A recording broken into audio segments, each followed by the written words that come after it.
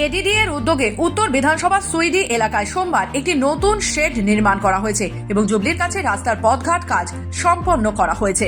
অনুষ্ঠানে উপস্থিত ছিলেন রাজ্যের মন্ত্রী মলয় ঘটক, এডিডি এর চেয়ারম্যান কবি দত্ত, কাউন্সিলর অনুপ মাঝি এবং এলাকার অন্যান্য বাসিন্দারা।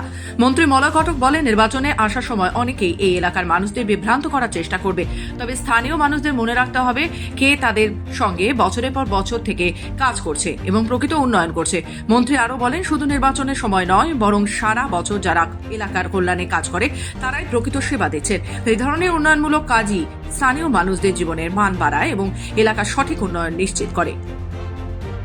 ভোট আসছে, 26-এ ভোট, অনেক দল আসবে, অনেক লোক আসবে, অনেক কথা বলবে, অনেক বোঝাবে, কিন্তু সবসময় খেয়াল রাখবেন যে 365 দিন আপনাদের সঙ্গে কারা থাকে, এলাকার উন্নয়নের কথা কারা ভাবে, এবং সব থেকে বড় ব্যাপার যে পশ্চিমবঙ্গের যে পরিবারগুলো আছে তাদের জন্মের থেকে মৃত্যু পর্যন্ত যেটুকু সাহায্য দরকার সেটা কোন সরকার করে।